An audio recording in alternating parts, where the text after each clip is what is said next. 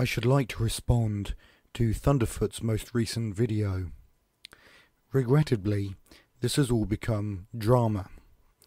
That drama is now obscuring a rather more important issue, the position of Islam in Western society, which is something that I would like to discuss. The respect that Thunderf00t rightly has gained means he does have influence, some 100,000 subscribers, and the ear of PZ Myers, Richard Dawkins and the like. Thunderf00t has made a series of videos about Islam recently, and notably has pushed Draw Muhammad Day. The respect he has carries across to the arguments he advances, the causes he supports, and the manner in which he does both. I find Thunderf00t's positions and actions regarding Islam to be deeply problematic. In short, I don't think he's read the situation properly, and, as a result, the actions he's taking are not just ill-informed, but, regrettably, may actually worsen the situation. So, I will, in time-honoured fashion, respond to Thunderf00t's most recent video by making 3 points. I've replied to several of Thunderf00t's videos, but 3 in particular seem to be popular, and they do capture a substantial part of my argument. The originals from Thunderf00t with my responses are on screen now. I would add here that I've always addressed the issue and not the person. I've done my best to be polite, and I've been at pains to dissociate myself from comments in those threads leaving unwarranted charges at Thunderf00t's door. There are 25 substantives here. Firstly, that the comparison between the Westboro Baptist Church and the Cordoba Initiative doesn't work. Secondly, that people, and in particular the promoters of Park 51, are not judged on their actions, but on what people think their actions are. Thirdly, that Thunderf00t's Crusader House analogy is a straw man. Fourthly, that we should set higher standards of behaviour for the West than Saudi Arabia maintains. Fifthly, that his argument about reciprocation works both ways, and should also be viewed from the position of Rauf. Sixthly, that Islam is not monolithic, that it has multiple interpretations, including of Sharia. Seventhly, that Saudi Arabia is not an archetypal example of what Islam has to offer. Eighthly, that Saudi Arabia is not a mainstream Islamic state. Ninthly, that there are multitudinous criticisms by Muslims of Saudi Arabia.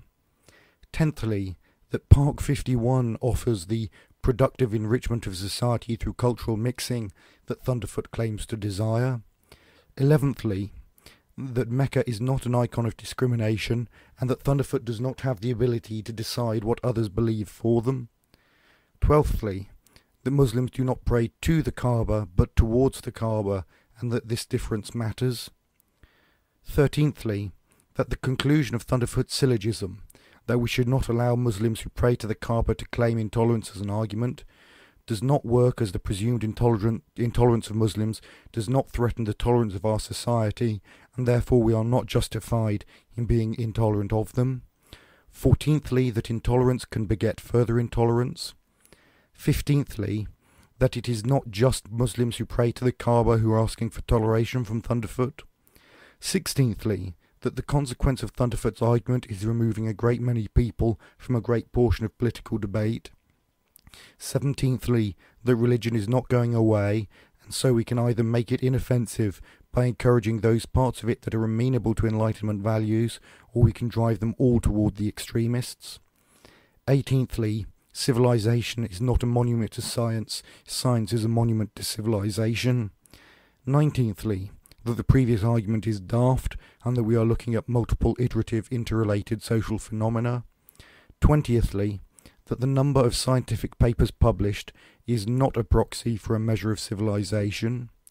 1st and 20thly, that Thunderf00t is wrong to assume a monocausal relationship for the low output of scientific papers by the Arab world cited in Jim Al-Khalili's paper.